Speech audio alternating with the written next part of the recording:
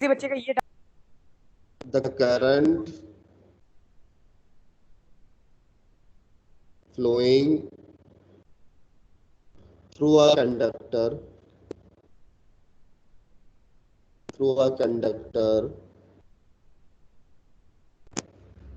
is directly proportional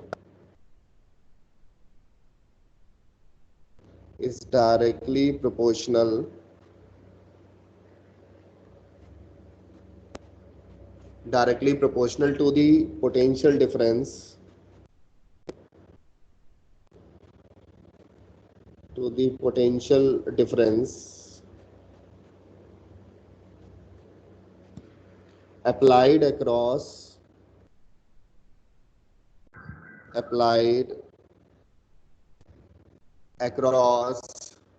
its end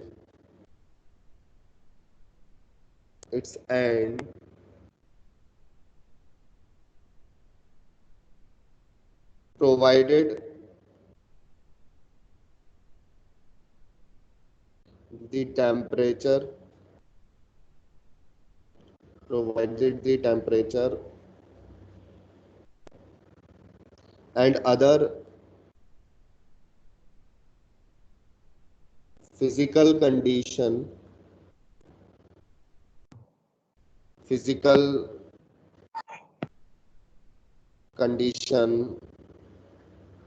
remain unchanged.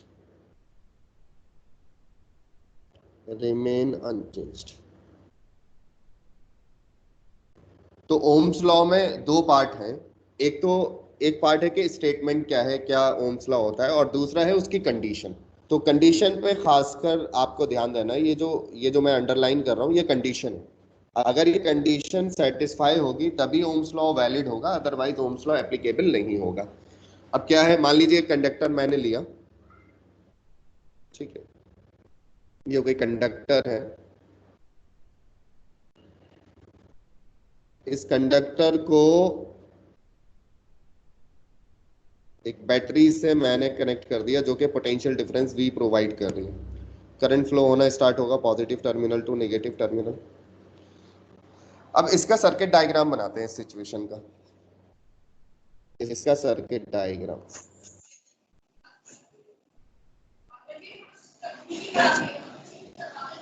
Diagram होगा इसका।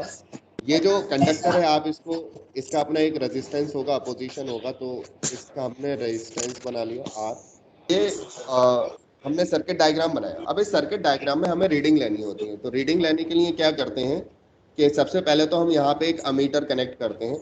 Ammeter जो है वो करंट मेजर करता है, तो वो हमें इस सर्किट में मेजर करके बताएगा कि करंट कितना फ्लो हो रहा है। तो हमने यहाँ पे एक अमीटर लगा दिया, अमीटर हो गया। अब हमें इसके अक्रॉस पोटेंशियल भी मेजर करना होता है कि इस रेजिस्टेंस के अक्रॉस कितना पोटेंशियल ड्रॉप होगा। सर ये डिस्टर्बेंस, ठीक है। तो V जो है वो वोल्ट मीटर है जो कि पोटेंशियल ड्रॉप मेजर करेगा,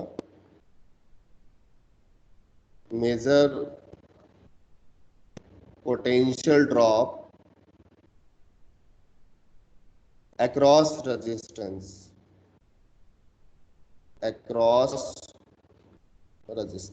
जो रेजिस्टेंस है उसके अक्रॉस पोटेंशियल ड्रॉप को मेजर करेगा। अब यहाँ पे हम एक चीज और यूज करते हैं। यहाँ पे हम एक वेरिएबल रेजिस्टेंस यूज करते हैं क्योंकि हमें मल्टीपल रीडिंग लेनी होती है। तो ये जो है ये कहलाता है आपका रोइस्टेड, यानी कि इट्स अ वेरिएबल रेजिस्टेंस। क्या है ये? वेरिएबल रेजिस्टेंस है जिसको हम रोइस्टेड बोलते हैं, वेरिएबल रेजिस्टेंस। तो this is an experimental setup for Ohm's law. Ohm's law का जो एक्सपेरिमेंटल सेटअप है वो ये है, क्योंकि ओम्स लॉ एक एक्सपेरिमेंटल लॉ है। ओके, एक्सपेरिमेंटली ये जो फैक्ट है वो डिटरमाइन किया गया है, तो उसका एक एक्सपेरिमेंटल सेटअप है। तो ये जो है इसका एक्सपेरिमेंटल सेटअप हो गया। इस एक्सपेरिमेंटल सेटअप से डिफरेंट वैल्यूज ऑफ पोटेंशियल और different values of current measure की जाती हैं।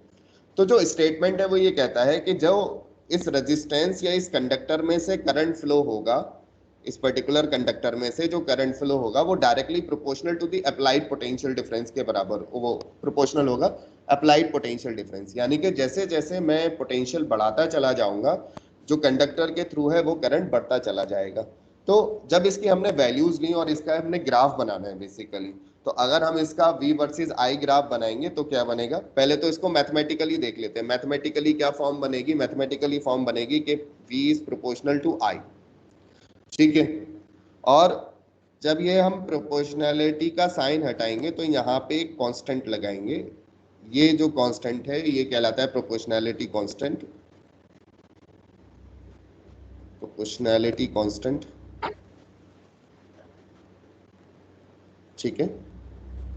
और इस प्रोपोर्शनैलिटी कांस्टेंट को बोला जाता है resistance.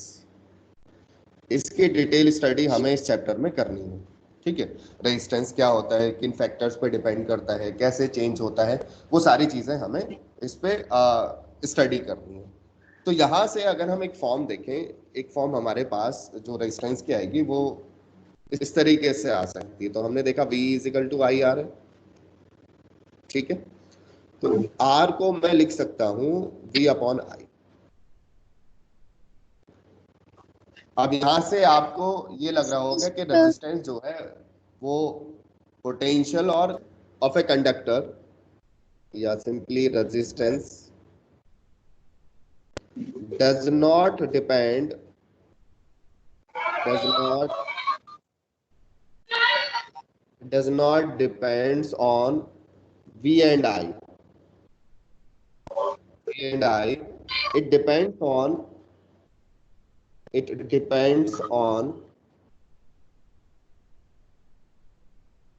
nature of material,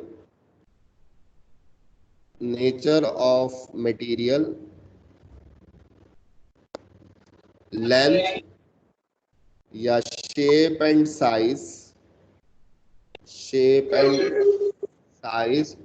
of the resistor,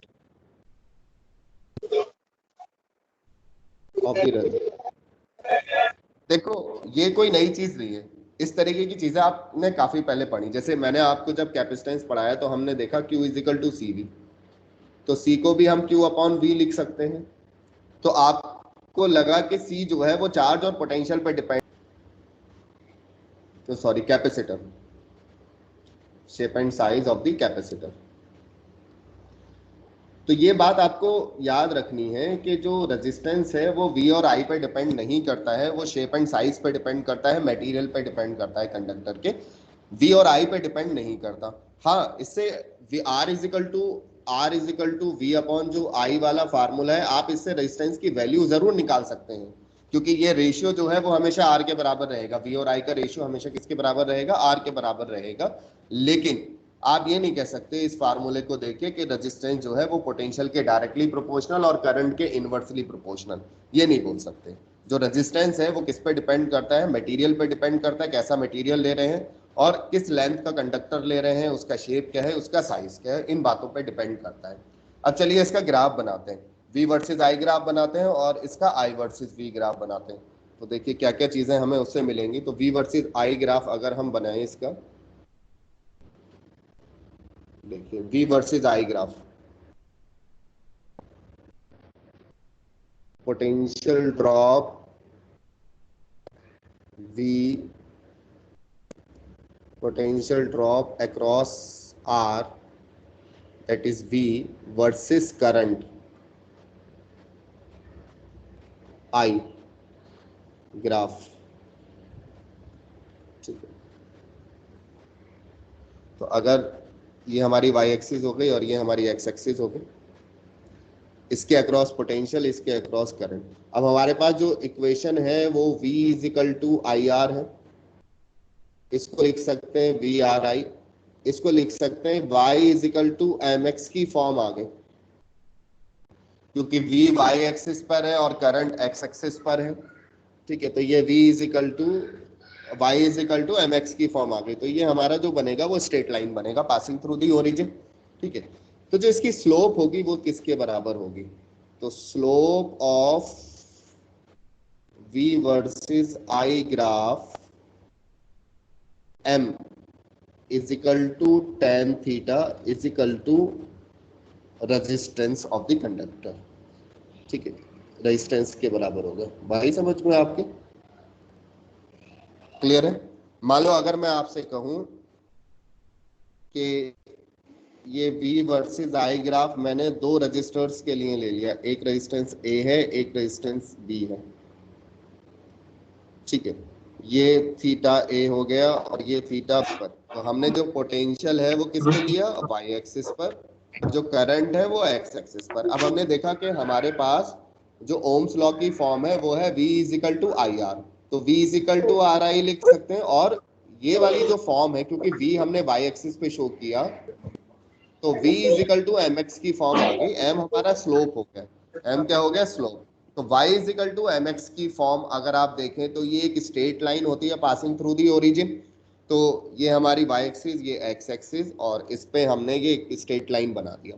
अब ये जो स्ट्रेट लाइन है वो x एक्सिस के साथ कुछ एंगल बना रही है। तो आप अगर इसकी स्लोप निकालना चाहे तो आप जानते हैं स्लोप जो होता है वो tan ऑफ दिस थीटा होता है, जो कि कर्व जो है x एक्सिस के साथ बनाती है। तो slope of V I graph m is equal to tan theta. और क्योंकि ये जो स्लोप है ये अगर आप सॉल्व करेंगे तो देखो यहां से अगर मैं सॉल्व करता हूं तो r जो मेरे पास आएगा वो v अपॉन आई आएगा, और ये जो v अपॉन आई है ये स्लोप के बराबर है। तो जो tan थीटा है या स्लोप है वो रेजिस्टेंस के बराबर हो गया। किसके बराबर हो गया, रेजिस्टेंस। यानी कि वी आई ग्राफ आपको क्या देगा, रेजिस्टेंस देगा। वी आई ग्राफ अगर आप बनाते हैं तो उसका स्लोप आपको क्या देगा, रेजिस्टेंस देगा। अब उसको समझने के लिए हमने एक एग्जाम्पल कंसीडर किया। यहाँ पे हमने दो रेजिस्टेंस ले लिया, R A and R B. R A and R की टेन थीटा आर के इक्वल ऐसे हुआ, देखो यहाँ पर मैंने ये दो मार्क बना ली, ओके। अच्छा, ये जो गैप है ये डेल्टा एक्स है और ये डेल्टा आई के बराबर है, चेंज इन करंट, क्योंकि एक्स एक्सिस पे हम करंट शो कर रहे हैं। ये जो चेंज है वो डेल्टा वी के बराबर है या डेल्टा वाई के बराबर है।